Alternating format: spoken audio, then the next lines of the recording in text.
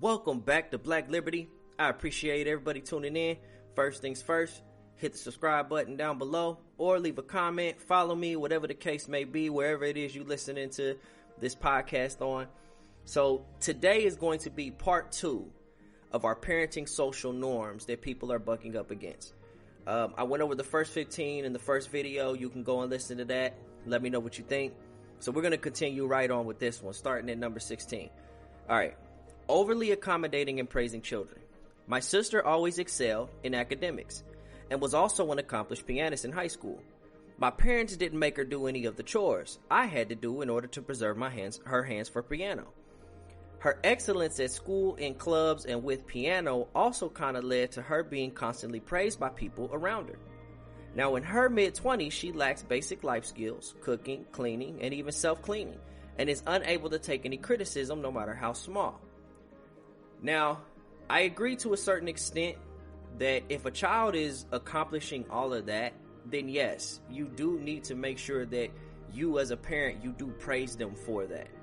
But also, too, you also need to be teaching them how to cook, how to clean.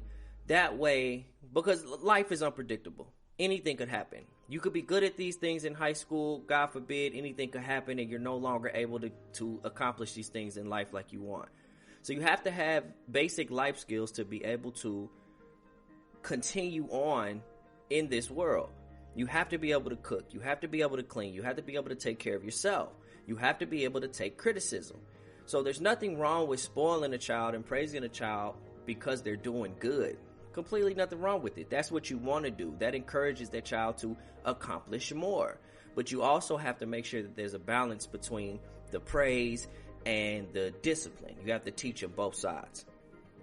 So number 17, not explaining their decisions. Like, you have to do this because I'm your mom/dad and I say so. End of discussion. Instead, you can bring your kids on board with so many of the decisions you make for them if you take the time to explain your reasoning to them. Kids understand more than a lot of parents think. Just give them a chance. Okay. This goes back to, I'm not sure which one it was, but this goes back to what I was saying before. I'm your parent. I'm your father. This is your mother. The decisions that we make are what we feel is best for you as the child, because you are not able to make those decisions for yourself. You are not able to comprehend those decisions for yourself. Now, when you get old enough to comprehend and understand those decisions, then we can sit down and we can talk to you and see how you feel about it. But until you get to that point where you can understand the decisions that you're making and how they can affect your life, this is me and your mother's decision to make for you, and I don't have to bring you on board. Because at the end of the day, it doesn't change the fact that we are your parents. We have the last say so when it comes down to our house. Now, when you get old enough and you move out and you on your own and we go to your house, yeah, you still gonna respect us as your parents, but this is your home, so the decisions you make in your home is what you make in your home.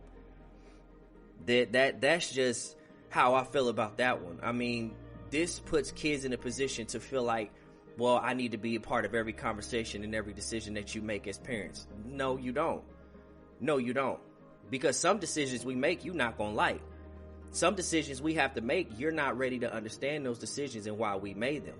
And I don't have to sit down and explain to you every single time I make it, me and your parent make a decision. Not gonna happen. Number 18, making your female children change clothes when male family members come over. Yes. If you are running around in pajamas or you are running around in clothes and that you're comfortable in at home, when you have male company coming over, I don't care if they family members, I don't care who they are, go and change your clothes. I do the same things for my son. When we have company coming over, I tell my sons and whatnot, go put on some pants, because normally they're running around in their boxers or whatever the case may be, they playing. Go put on some clothes, we got company coming over. It's about respect. And then if you don't teach your children those things, especially your daughters, the older they get, the more promiscuous that they are, and you're trying to figure out, well, where did I go wrong? It starts at home. You teach your daughters to respect themselves.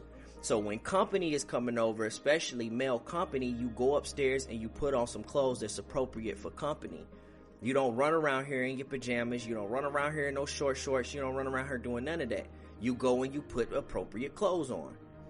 And anybody that disagrees with that, that's an issue you have to deal with. Number 19, taking away things that the child has earned for themselves.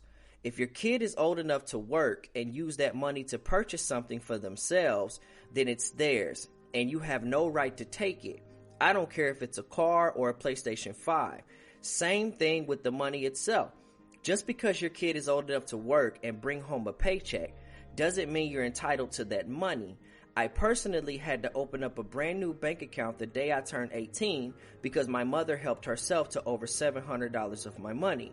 When I confronted her, she basically told me, screw you, I'm the adult on the account, so it's my money too. Okay. Your parents spend 18 plus years taking care of you and providing for you.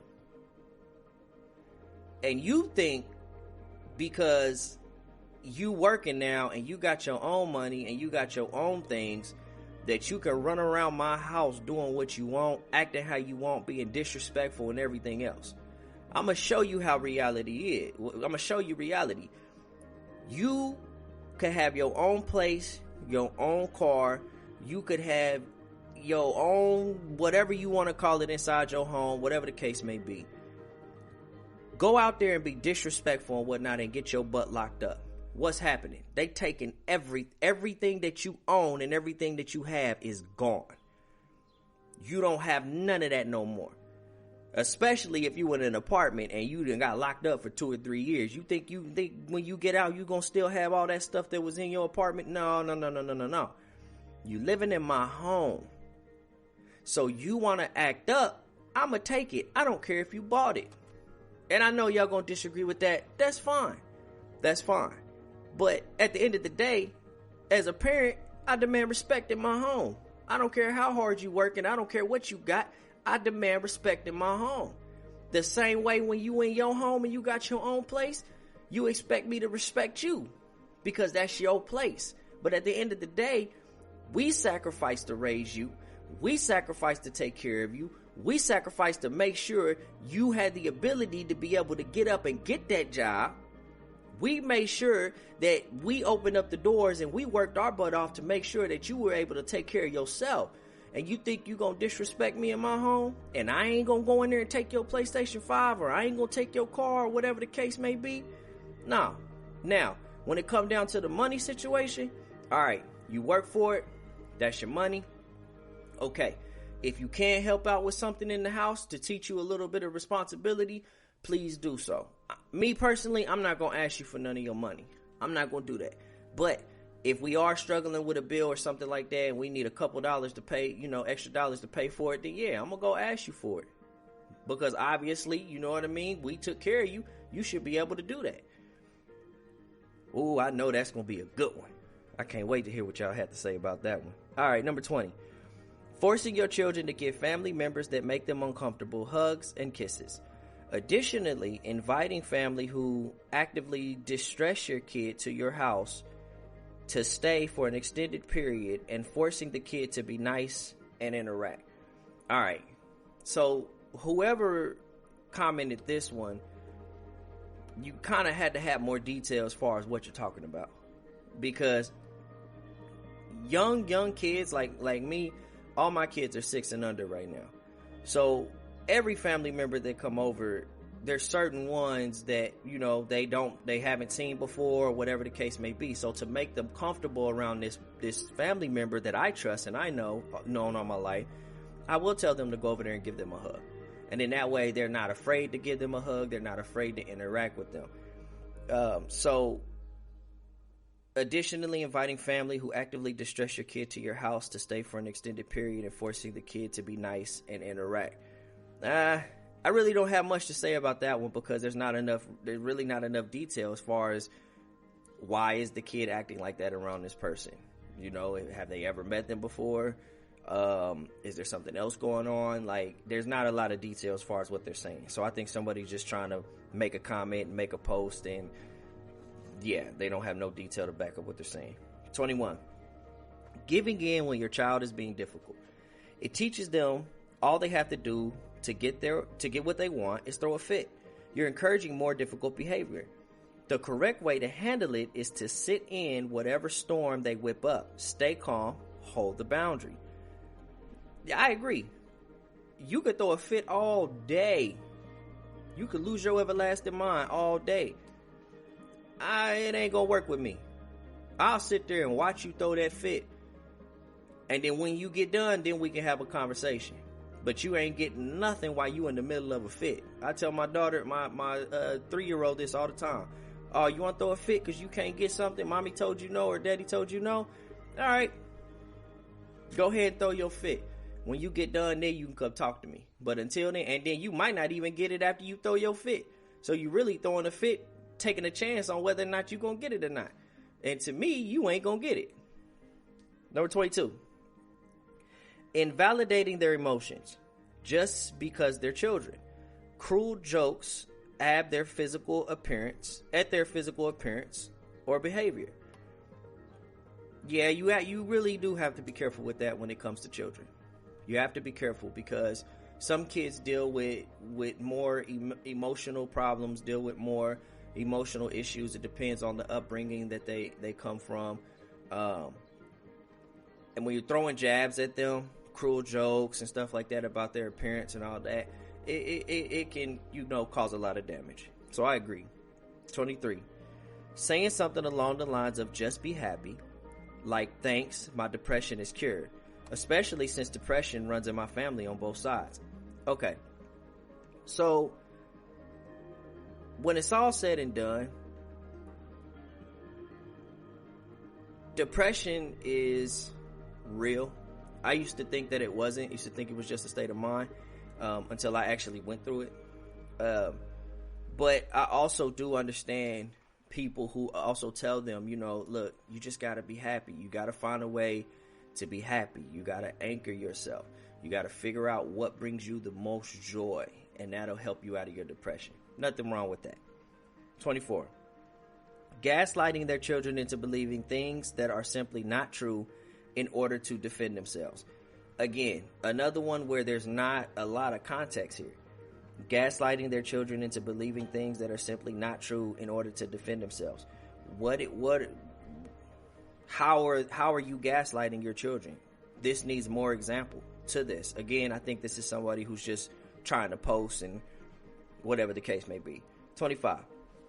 Being overly involved in your child's life. I'm talking about relationships. Your child should have their own relationship without the parent acting like the third wheel and seeking validation from the friends or partners too. Being involved is a good thing, but when you are so invested in their relationships too, it can be damaging to your kid and their future relationships. I disagree 100%, 1,000%, 1,000,000%. First of all, you are my child. Ain't no relationship that I ain't involved in. Especially when it come down to my daughters. Ain't no relationship that I'm not involved in. Ain't no way you gonna be 15, 16 years old and call yourself dating some little boy and think I ain't gonna know what's going on. You must be out your little mind. Don't let society tell you differently. Period. No. All the stuff that children get exposed to and all the stuff that these young people nowadays, especially young little girls and young little boys, are exposed to at such an early age, and you think you can be dating somebody and I don't know what's going on, you got another thing coming. Like I tell my wife all the time, when our kids get up there in age and they start dating, some little boy come and some little boy want to date my daughter, you got to date me first, buddy. Oh, you want to take my daughter out to the movies? You got to take me out to the movies first. You want to take my daughter out to eat? You got to take me out to eat first. And if you can't do that, then you ain't dating my daughter. Hands down, period. Because I'm going to get to know you first before my daughter get to know you. That's how that one go. 26. And if y'all think that I'm wrong, please leave a comment. Let me know. 26. Listening solely to other parents for advice. My mom listened to my grandmother instead of taking me to a psychiatrist. It wasn't a phase. It was autism and OCD.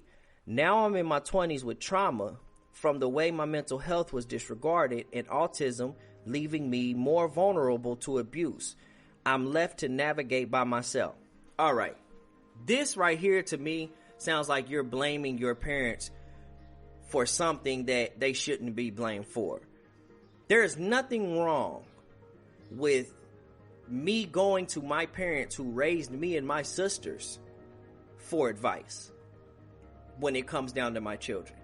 Absolutely nothing wrong. Now, if they're giving you bad parenting advice, then that's different. All right, then you probably shouldn't be going to them.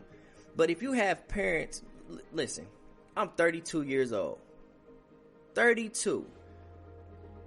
My parents, my mom and dad been married 33, getting ready to be 34 years now. So you think I'm not going to take that into consideration when it comes down to me raising my kids? My parents raised me. They raised me to be the man that I am today. So why would I just exclude any advice that they have? No, I'm not going to do that. I need some advice on when it come down to my kids. I'm still new to this. I'm still young. Like I said, my kids are 6 and under. I'm still learning. Me and my wife are still learning every single day. So why in the world would I not go to them for advice? You gonna take your kids to a psychiatrist that don't know nothing about what you're talking about. They only know what they books tell them. The book says this, the book says that. You messed up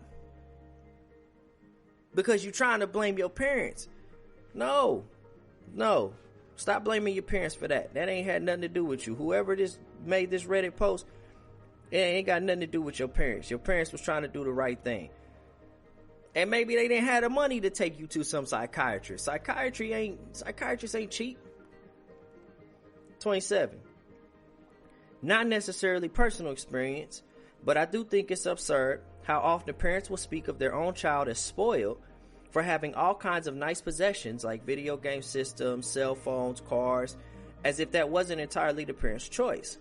If you don't think your kid should have those things for free, then don't buy them for the kid. Don't shower gifts on your child and then act like the child is a bad person for owning them. People have this obnoxious reactionary / conservative tendency to speak automatically about kids as if they're brats who don't appreciate the nice things they have. People look at a place full of 13-year-olds with expensive phones in their pockets and act like it's the downfall of society. It's just assumed based on nothing that all those 13-year-olds must be ungrateful and entitled and believe they automatically deserve an expensive phone. It depends on the situation, okay? Me and my wife, we get our children these things because we didn't have these things growing up. So we want to provide these things for our children. Now, me personally, I don't think you should have a cell phone until you in high school.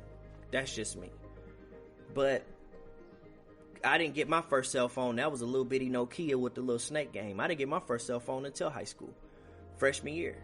But we shower our children with these things that we didn't have growing up because we enjoy being able to be in a position to be able to provide these things for our children. Now, if you start acting like a brat and start acting like you're entitled to these things, then yeah, you're spoiled. Children nowadays are spoiled. They have access, electronics and everything else. They don't go outside and play like we did when we were younger. They don't go outside and have adventures like we did when we were younger. Most kids are stuck inside on a tablet and on a phone or watching TV because they have access to that technology. Nothing wrong with it. But at the end of the day, if you want to start being disrespectful, we want to start being rude and expecting me, you expect me to provide these things for you and that's it. I'm supposed to give you these things. No, I give you these things because I want to see you happy, and I know in today's world, what makes children happy. It's not the same as what made us happy back in the day. 28. Letting one sibling bully another, turning a blind eye. With the philosophy that they should work everything out themselves, punishing both siblings equally when one is 3 years older, much larger, much stronger, much more verbally sophisticated, and adept at manipulation, and when the younger one complains, shutting them up, saying, well, did he put a gun to your head? That's how you teach a kid to be a victim. No. There's 2 lessons that need to be taught. If I have 2 boys, 6-year-old and a 5-year-old, constantly bumping heads, constantly fighting each other, all day, every day, that's all they do is just constantly fight each other. One wants to put his hands on the other one wants to keep telling, the other one wants to put his hands on him, then he's coming and telling. No, I make both of them learn a lesson. 1, did he force you to do it? No. Then there's no reason in you coming in here telling. Because you're going to get somebody in trouble for a decision that you could have made to not do it. Second of all, did you put your hands on him? Yeah. Then you're going to get in trouble because we constantly tell you to keep your hands to yourself. It's not teaching a kid to be a victim. It's teaching children and whatnot how to navigate situations like that, especially with each other. 29. Threatening to take away things, and 50% of the time never actually doing it, leads kids to live in a state of being unsure of what will happen. Take the things away or don't. I agree 100%. I agree. Either take the things or don't take them. Don't say you're going to take them and then you don't, because then they'll figure out, oh, he's just talking. Then you have a whole nother bigger issue on your hand. Number 30, last but not least, having kids before you've gone to therapy to address your own childhood trauma, as this just causes undue trauma on the kids. I completely disagree. And I agree. I guess you could say both sides of it. Depending on the trauma, okay? Depending on where your mindset is, children can really open up your eyes to a lot of things. I used to be really, really out there. And when my son was born, it really was an eye-opener for me that I needed to get myself together. And that's exactly what I did for my son. Then God blessed me with a wife, another son, and then 2 daughters. So